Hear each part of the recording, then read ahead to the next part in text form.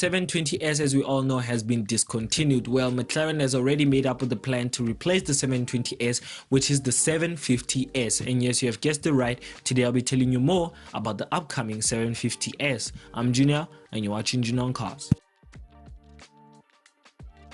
Start off with the price tag of the McLaren 750S. Well, the 750S will cost you around $329,000 for the coupe version. If you're going to step up to the Spider version, it'll cost you around $350,000.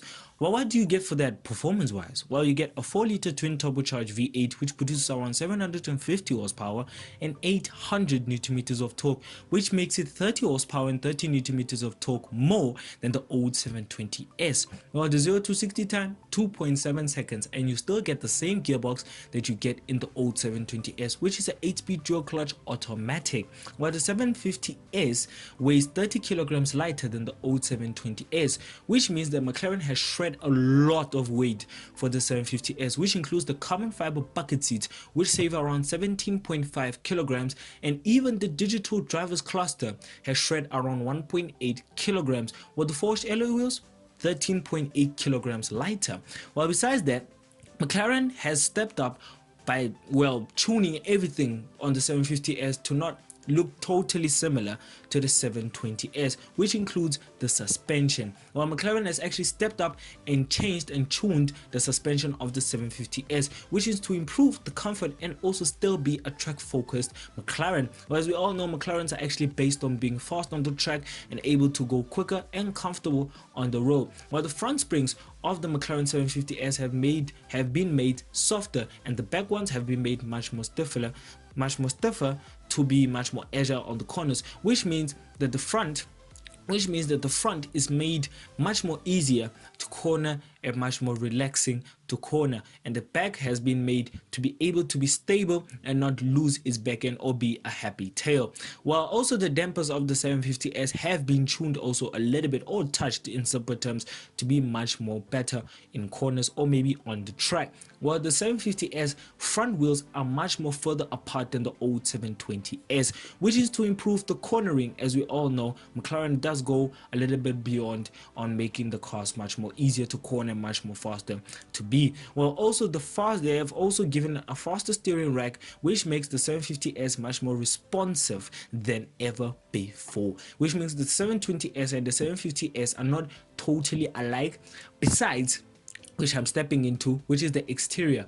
While the exterior of the 750S and the 720S do look a little bit similar, or totally similar from pictures, but McLaren does not believe that. Or McLaren has actually tweaked a lot of stuff on the 750S to not look totally 720S. While the 720S and the 750S, like I said, do look totally similar from outside appearance, but if you look closer, you'll see that the 750S has changed much more, which includes the front part. While the front of the 750S have been made much more narrow for the air vents, and also the air vents which are around the lights. While as you can see on the picture that the 750S narrow air vents have been made to improve much more aerodynamics and much more airflow. While besides that, also the bumper of the 750S have been made much more deeper, which also allows a longer split, which also McLaren has actually given it a longer splitter, which is to improve the aerodynamics and also the airflow, like I said. And also the power is sent to the rear wheels, which makes it a rear wheel drive, so it's not even front wheel or four wheel.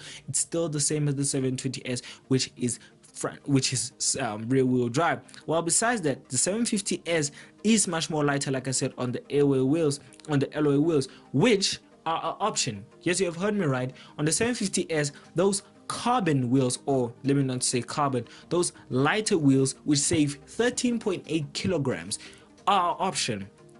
That is crazy.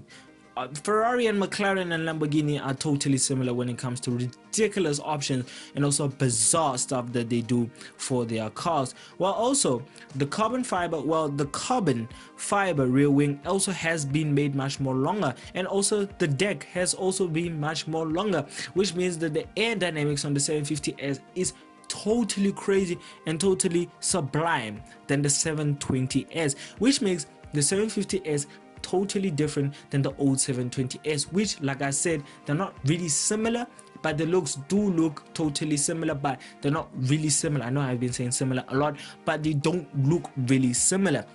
Well, besides that, let's jump into the cabin and let's leave the outside. Well, before I step out to the outside, like I said, they don't look totally similar from some parts, which includes the lights. While the lights of the 750S and the 720S, they still look the same, they still sit in the same place. But if you can look from the back, the tail, actually not the tail lights, the exhaust layout, well, the exhaust layout are different than the 720S, because the 750S has stepped up a little bit backwards to its original brother, which is the F1. Well, the F1s, well, if you can see on the pictures, well, exhaust layout is actually almost similar to the 750S or similar to the 750S, while McLaren has actually stepped back a little bit and went back into the time machine and looked a little bit back into the McLaren F1. Well, I know a McLaren 750S doesn't have its pedigree of the F1 in it, but they have went a little bit back and given it a little bit of the nostalgia of the F1, and also the same as the 720S. Well, let's leave the outside and let's jump into the inside. Well, the inside of the McLaren 750S has not actually changed. I mean, it still looks the same. The buttons are still in the right order. There's no buttons on the steering wheel, as we can see on the picture, and also, I mean, the infotainment layout is much more easier to use, and the buttons are sitting properly where they were supposed to sit. And also the digital cluster or digital driver's display does fold a little bit back if you go into track mode, which only shows the speed and the gear that you're in. But if you go into comfort, it also increases and looks much more easier to look and much more, well, subtle in simple terms. But if you go into track mode, it does decrease and go into a little bit of a narrow digital driver's display to show the gears and the speed and also the rev counter. But besides that, the McLaren 750S still sounds absolutely amazing, because McLaren don't lie when they say their V8 sound nice, and people also who do own the 720S do also say that. And also the 765 LT, it does sound absolutely good. I love McLaren for not going to the hybrid technology, but also the electric technology. I just love that they're still old school and going with 4-liter V8s or also different kinds of V8s, but they still have similar twin turbo V8s, all of them, including also the old 712C, MP412C, and also other etc. McLarens. Well, let's stay into the inside. Well, like I said, the inside of the McLaren 750S is still similar to the 720S. Buttons are supposed to where they are supposed to sit where they're sitting, and also everything is touchable, so it's not touchscreen made and you're supposed to go through the system of the car to go and find some annoying stuff. It's easy to use and easy to handle and easy to live with the 750S. That is the similar thing that you get in the 720S. It is easy to live with. Well, besides some stuff, but besides that, the 750S does have lots of Alcantara everywhere as you get in normal McLarens. But besides that, the McLaren 750S overall still does smell or a whiff of 720S. So McLaren has actually changed the inside of the skin, the performance, also the cornering, or also the aerodynamics and most of the stuff of the 750S to not look totally similar to the 720S. So yeah, if you all enjoyed the video, if you did, please give it a like, comment, subscribe. And if you want to watch more videos of mine, click onto the main channel to go and watch more videos of mine. And if you want to know more or keep up with the car world, I suggest that you go and visit our Instagram page, which is Junior on Cars, and more car content coming soon. So bye.